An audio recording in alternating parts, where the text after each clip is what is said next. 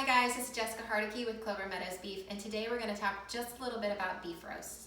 So in this video, we want to cover just two quick things. First is the type of roast, and second are some of your options on cooking methods. So here in front of me, you can see several different types of roast. I have a chuck roast, an eye brown roast, and a beef rump roast. So these two, you can tell they're already ready to go. They're out of the package and thawed and such. This one is the beef rump roast. I brought it out just so people could see our packaging, and we will cook this one another day, but a lot of times people have questions about what farm fresh beef packaging looks like. This is what that is.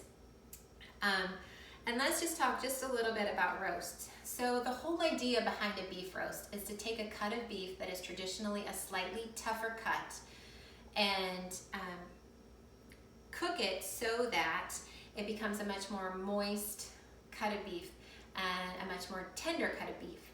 And the way that you do that is that you will braise it in liquid and cook it over a longer period of time. So generally, tougher cuts of beef come from areas of the steer that have muscles that have worked harder. So for example, the chuck cut comes from the shoulder area of the steer. And you can tell that it has a lot of marbling and a lot of connective tissue.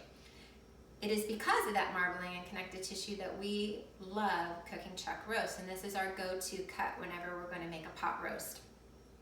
Because that will all melt down as it cooks over a longer period of time at a lower temperature, and it truly will just be melt in your mouth delicious. Your mouth will just be doing this happy dance. You're going to be so excited.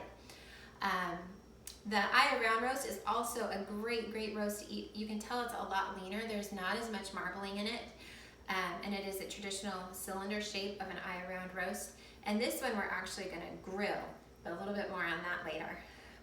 So those are just a few of the types of roasts. We have a whole list of all the different types on our website. So if you're interested in seeing all the different types of roast, the characteristics for each of those and the cooking methods for those, please go check out our website. So the second point we want to cover are just the basic cooking methods that you can use when doing a roast. There are 4 basic cooking methods. First is to cook it on your stovetop in a heavy bottom pan. Second is to cook it in your stove. Third is a crock pot or a slow cooker. And fourth is a pressure cooker. And so of those 4, the 2 that we generally lean towards is cooking in our stove or cooking in a slow cooker. And the reason that I like that the most is just because I can add all my vegetables in at the same time as the meat, and it's truly just set it, forget it, and it's just the best one-pot wonder meal ever. And it makes phenomenal leftovers as well, assuming that we have any. So I hope this video has been just a little bit helpful on what to look for in a roast.